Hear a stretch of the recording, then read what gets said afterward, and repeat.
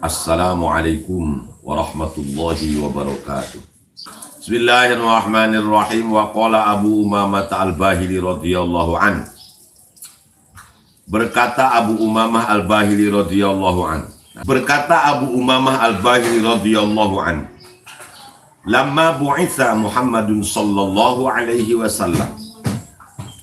Ketika junjungan kita Rasulullah Muhammad sallallahu alaihi wasallam diutus Allah, mendapatkan wahyu pertama, Iqra bismi rabbikal ladzi khalaq, dan seterusnya. Atats iblisu junudahu. Iblis makhluk terkutuk, makhluk Allah yang sangat terkutuk. Dia datangin seluruh pasukannya, inspeksi mendadak, sidak kepada seluruh pasukan-pasukan iblis, yaitu para setan. Atau ini bukan begitu, atats iblisa junuduhu, bisa saja begitu. Tentara-tentara iblis, yaitu para setan, mendatangi iblis, sowan kepada iblis. Laporan, faqalu, setan-setan ini berkata kepada si iblis, sang raja setan, qad bu'itha nabiyyun wa ukhrijat ummatun. Bos, lapor ini bos, keadaan gawat darurat bos. Lapor komandan, keadaan sangat bahaya. Dan kata iblis, ada apa? Apa yang membuat kalian datang sampai berbondong-bondong begini, sowan kepadaku? Coba ngomong, seorang aja, jangan ngomong semuanya. Begini bos, ini sekarang Tuhan sudah mengutus seorang nabi dan rasul terakhir, yaitu Muhammad bin Abdul Muthalib. Itu orang Mekah bos. Dan wa ukhrijat ummatun, nanti juga akan dikeluarkan nanti, dan telah dikeluarkan umat, yaitu umat Islam, pengikutnya dia bos, pengikut Muhammad bin Abdullah itu bos. Ini keresahan, kegelisahan yang disampaikan oleh pasukan iblis, yaitu para setan, kepada big bossnya, yaitu si iblis. Tapi anehnya si iblis ini malah tenang. Qala, berkata si iblis, yuhibbuna dunya, apakah mereka masih mencintai dunia? Umat-umatnya, pengikut-pengikutnya Muhammad itu masih senang sama dunia? Qalu, setan menjawab, naam bos, bener, kayaknya mereka masih senang dunia. Santai saja kalian ini, kayak bukan setan-setan terlatih saja kamu. Wah, kata si iblis itu, kalian kan sudah saya latih, sudah di obspek, sudah di apa itu namanya, di LKD ya, sudah di LKD kan kalian ini, kok ribut. Ada umat Islam kok ribut. Tenang saja. Lain kanu yuhibbuna dunya ma ubali alla ya'budul awsan wa innama aghdu alaihim wa aruhu bi thalathin. Kata si iblis, selama mereka masih mencintai dunia, selama umatnya Muhammad masih senang dunia, ma ubali alla ya'budul awsan, gak peduli mereka tidak menyembah patung, tidak menyembah berhala, gak usah khawatir. Wa innama aqdu alaihim wa aruhu bi salasin. Justru aku dan kalian semua, pasukan-pasukanku, kita harus masif, harus intens, harus terstruktur. Nah, harus masif dan terencana dengan baik agar kita menggelincirkan mereka Selama mereka cinta dunia, gak usah khawatir. Walaupun mereka tidak menyembah berhala, mereka tidak menyembah patung, mereka tidak menyembah makhluk, gak usah takut, gak usah takut. Selama mereka cinta dunia, selama mereka senang dunia, tidak usah ditakutkan, tidak usah dikhawatirkan. Aku dan kalian semua akan datang terus menggoda secara masif, terstruktur, terorganisir dengan baik. Bisalasin, dengan 3 hal. Ini fatwa iblis ya kepada pasukannya, kepada murid-muridnya, yaitu para setan. Akhdul mal min ghairi haqqi. Mereka akan mengambil harta dengan cara tidak benar. Mereka akan mendapatkan duit dengan cara yang haram. Mereka akan mendapatkan jabatan dengan cara yang tidak benar. Wa infaqihi fi ghairi haqqi. Yang kedua dari 3 hal yang akan menjadi target dari godaan kita kepada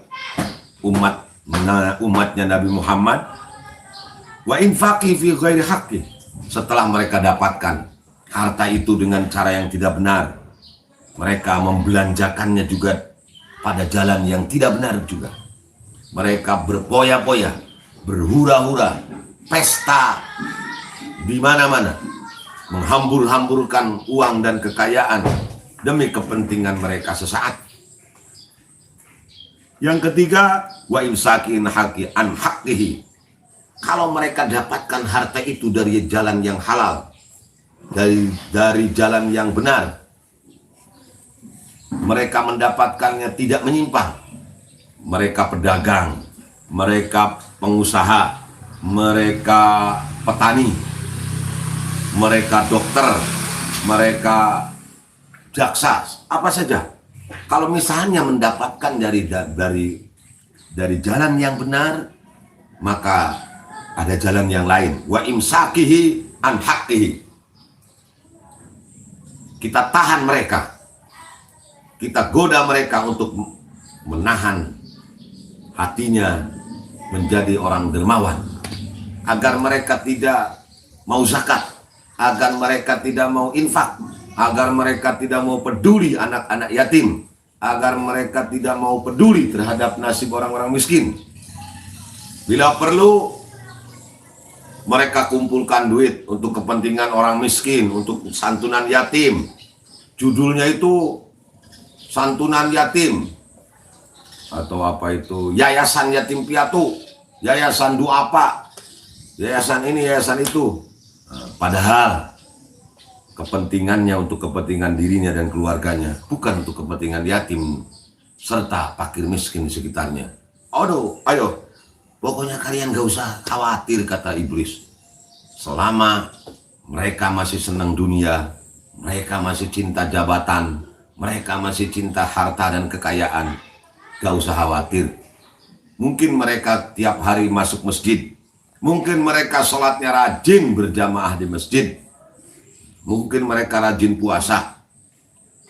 Bukan hanya Ramadan, Senin dan Kamis mereka lakukan. Mereka rajin tahajud, tengah malam bangun. Mereka rajin sholat duha pagi-pagi. Mereka rajin berdoa. Enggak usah khawatir, selama dalam hatinya masih ada hubbud dunya, cinta kepada dunia, cinta kepada harta, tahta, jabatan, kedudukan, popularitas, pujian, sanjungan, gak usah khawatir. Ya, tenang saja teman-teman.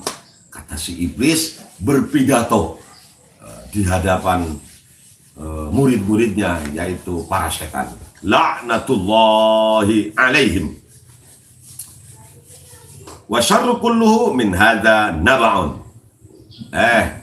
Semua keburukan, semua kejelekan dengan cara itu tadi, mencari harta dengan cara yang tidak benar.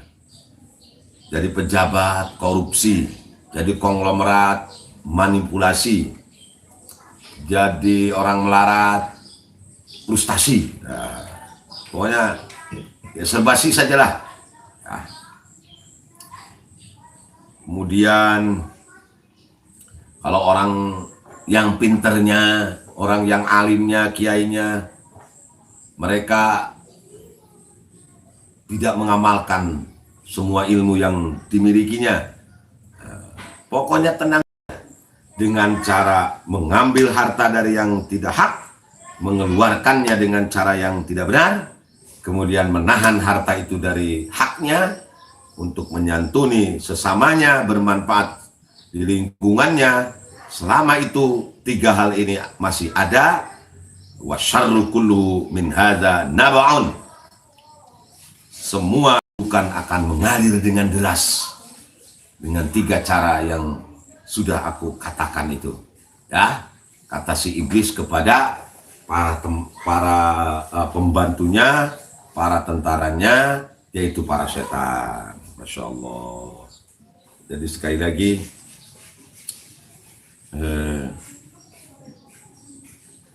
jangan jadikan dunia sebagai tujuan utama.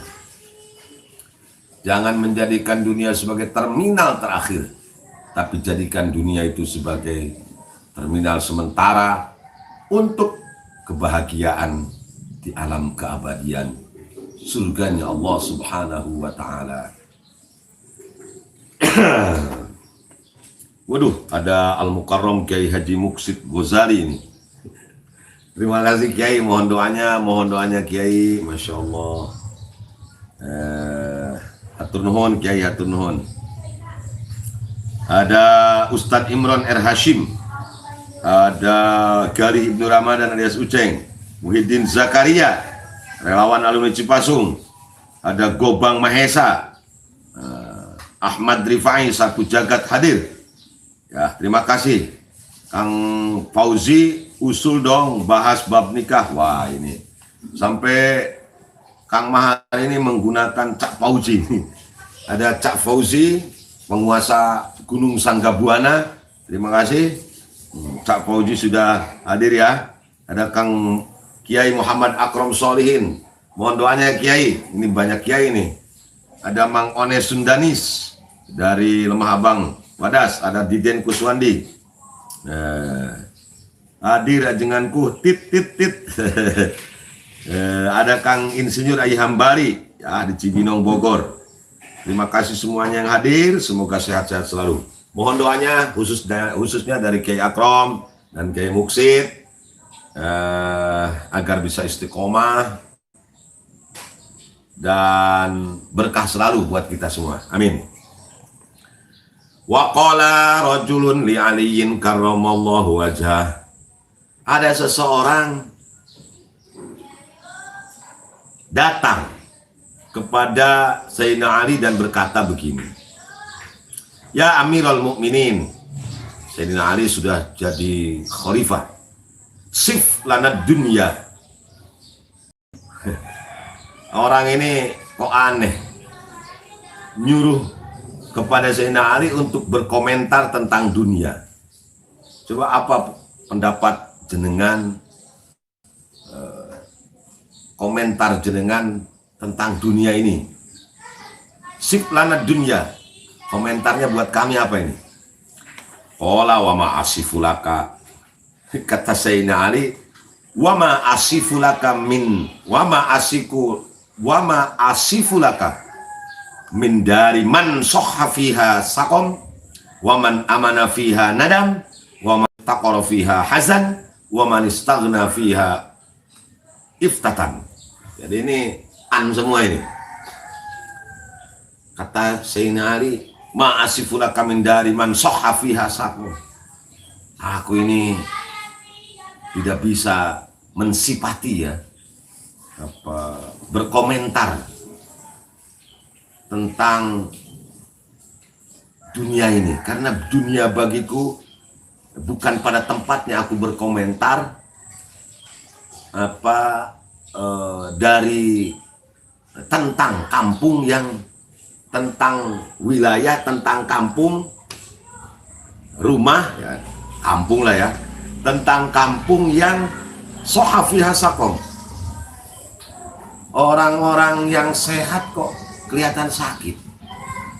Ya fisiknya sih sehat, tapi kelihatannya, dan bukan kelihatannya, sudah begitu jelas kelihatan bahwa hatinya itu sakit. Waman amana fiha nadam. Orang yang aman di dunia ini, di kampung ini, ya kampung dunia, kok selalu bimbang, penuh ketakutan, kekhawatiran. Katanya aman, tapi kok penuh kekhawatiran. Wa man iftaqara fiha hazan. Orang yang fakir di dunia ini selalu kelihatan sedih. Wa man istaghna fiha iftatan. Orang yang kelihatannya kaya, sudah merasa cukup di dunia ini, di kampung ini, kok iftata, tertipu dia. Atau uftitan juga nggak apa-apa, ditipu dia, tertipu. Jadi dunia ini adalah tempat orang orang yang sehat menjadi sakit, orang yang aman, orang yang merasa aman, dia justru tidak tentram. Orang yang fakir selalu sedih karena tidak mendapatkan bagian hartanya, bagian dunianya. Dan orang yang merasa cukup, orang-orang kaya, itu justru tergelincir oleh fitnah dunia ini, tertipu oleh kemegahan dunia yang berupa tahta, harta, dan jabatan, yang berupa harta kekayaan maupun tahta dan jabatan. Fi halalihal hisab wa fi haramihal iqab. Kalau halal dari dunia ini, maka nanti akan berakhir dengan perhitungan di hadapan Allah, dihisab oleh Allah. Kalau wa haramuhal iqab, kalau mereka mendapatkan dunia itu dengan cara haram, maka mereka akan mendapatkan siksa. Halalnya jadi hisab, haramnya jadi iqab, jadi azab. Dunia ini beda dengan ilmu. Kalau kita punya ilmu, yang ditanya adalah ilmumu kau amalkan atau tidak. Tidak ditanya ilmu itu dari siapa, dari kiai besarkah, dari ustadz kampungkah. Ilmu itu didapat dari kitab kuningkah, atau dari mendengarkan YouTube kah, atau melalui Facebook kah, atau melalui media sosial kah, melalui buku kah, yang menyampaikannya kiai beneran atau orang kecil atau ustad-ustadan, gak peduli. Yang penting ilmumu kau amalkan tidak. Tapi kalau harta beda. Min ainak tasabata wa ila aina anfaqta. Pertanyaan akhirat itu di permulaan sama di ujung ada. Kau punya mobil, dari mana tuh mobil? Kau punya mobil apa namanya, itu gedung, dibangun dari siapa itu duitnya? Kamu punya deposito, dikirim dari siapa itu? Rekening ini dari mana yang datangin? Kok tiba-tiba kamu mendapat transferan? Siapa yang transfer kamu? Kenapa orang itu transfer kamu? Min ainak tasabta wa ila aina anfaqta.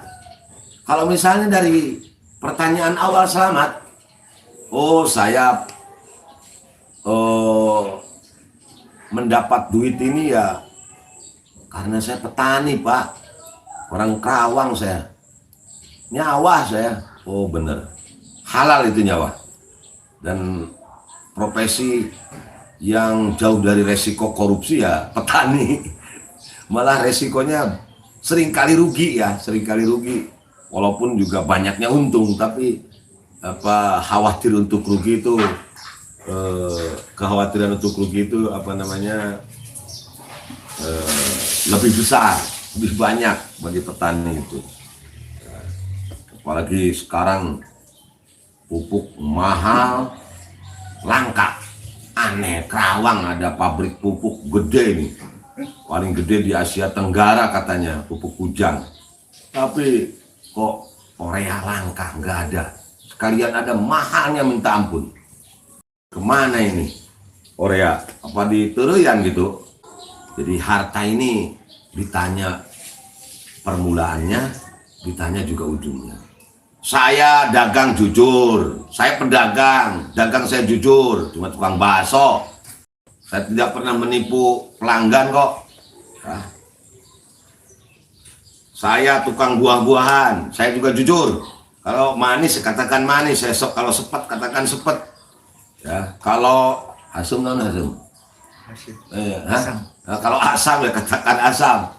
Gua kayak tukang dagang sekarang. Oh ini luar biasa ini duren. Pokoknya mantap dah duren. Cakep banget dah duren ini.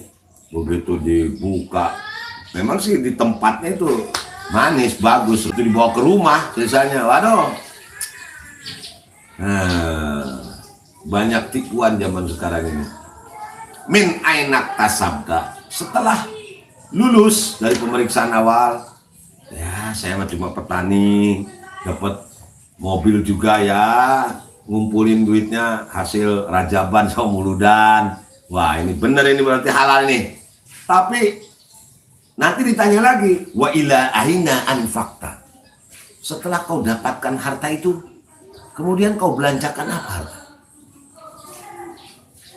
Kau pakai apa itu mobil? Ditanya ntar. Oh saya silaturahmi Pak, keliling ke MWC, ke ranting NU, setiap hari saya pakai mobil ini untuk ngurusin NU Pak. Oh iya, bagus. Kemudian saya apalagi bulan Mulud saya keliling mobil ini untuk ngisi ceramah muludan Pak. Bagus. Udah, Uyan, surga kamu. Surga saya. Aduh. Tapi kalau ada orang yang dapat duit kemudian ditanya, mobil lu pakai apa itu? Nongkrong di karaoke. Pakai apa, hura-hura poya-poya, tidak pernah pakai silaturahmi, apalagi buat teman-teman. Wah ini udah ngacar, neraka kamu. Jadi harta itu ditanya permulaannya min ainak tasabta, juga akhirnya ujungnya nanti wa ila aina anfaqta, di mana, dari mana kau dapatkan harta itu dan kemana kau belanjakan harta itu, ya. Nah, halalnya jadi hisab, haramnya jadi adab. Wa fi mutasyabihima al-atab. Kalau yang syubhat dari keduanya, antara halal dan haram ini, maka itu jadi atab, kepayahan, kecapean, menimbulkan capek. Wakilalahu, setelah beliau menjawab itu, Sayyidina Ali bin Abi Thalib karramallahu wajhah ditanya orang itu lagi, marratan ukhra. Sekali lagi beliau ditanya lagi sama orang itu. Dan tadi ada seseorang laki-laki ya yang datang kepada Sayyidina Ali. Sayyidina Ali ini setelah menjelaskan begitu panjang lebar, orang ini malah nanya lagi marratan ukhra. Mohon maaf Amirul Mukminin, saya mau nanya lagi, bagaimana pendapat jenengan tentang dunia ini? Ya, komentar imam tentang dunia ini bagaimana? Kata Sayyidina Ali sabar, kalau saya tabok orang ini, goblok aing ngomong tadi sih ya tadi dengekeun dan gitu. Ya, ini Sayyidina Ali. Kata Sayyidina Ali, atul am aksur. Yang panjang apa yang pendek jawabannya, Pak? Pakila orang itu ngomong lagi, kosir sudah yang panjang, yang pondok sajalah. Tolong diringkas, disimpulkan. Ya udah, kalau pengen kesimpulannya, pengen ringkasannya begini. Halaluha hisabun wa haramuha adzabun. Yang namanya dunia itu, Pak, harta, tahta, Toyota, kuota, ya, wanita, itu halaluha hisabun, yang halalnya dihisab, wa haramuha adzabun, yang haramnya diazab. Sudah cukup. Jadi yang singkat dari komentar Sayyidina Ali tentang dunia, halaluha hisab wa haramuha adzab. Masya Allah. Berat. Tapi walaupun berat, kita harus berusaha. Cari dunia ini dengan cara yang halal, dengan cara yang benar, tidak merugikan orang lain. Kemudian setelah kita dapatkan, belanjakan dunia ini sebagai sarana kita menuju kebahagiaan di alam keabadian. Gunakan harta yang kita miliki untuk menyantuni, mohon maaf, untuk membiayai anak dan istri kita. Karena dinarun anfaqtahu fi ahlika khairun min dinarin anfaqtahu fi sabilillah. Uang 1 juta yang diberikan kepada anak dan istri itu lebih baik daripada uang 1 juta itu diberikan kepada pembangunan masjid, pembangunan musola. Kadang-kadang orang suka terbalik, pengen dibilang orang soleh, duitnya dikasih terus sama yatim, sama piatu, sama masjid, sama pesantren. Sementara istrinya nggak pernah disenangkan, anaknya nggak pernah disekolahkan, nggak pernah dikasih nafkah. Nah itu kebalik-balik itu. Sama aja dengan orang pakai dasi tapi tidak pakai celana. Ya ulad alim pasti, ya. Di yang halal itu memang susah didapatkan zaman sekarang.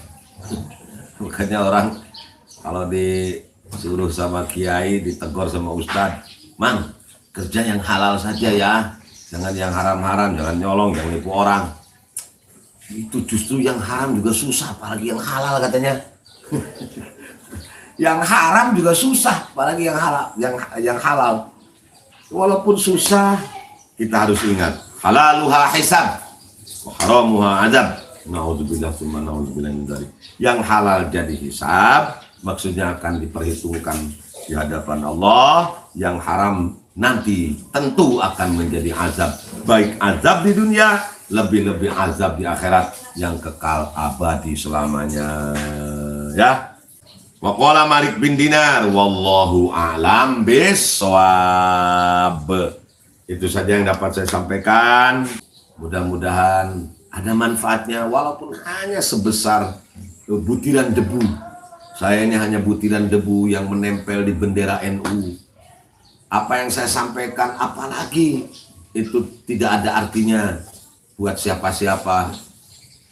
Belum tentu saya juga bisa mengamalkannya. Oleh karena itu maka sekali lagi mari kita sama-sama berdoa, berharap kepada Allah agar Allah senantiasa membuka hati kita, memberikan hidayah dan taufik kepada kita, sehingga kita menjadi orang-orang yang diridhoi segala halnya, baik ucapan, tingkah, perilaku, perbuatan kita mendapatkan ridha Allah, mendapatkan maghfirah Allah, sehingga gampang untuk melakukan taat dan meninggalkan seluruh dosa dan maksiat. Amin ya rabbal alamin. Wallahul muwaffiq ila aqwamit thariq. Wassalamualaikum warahmatullahi wabarakatuh.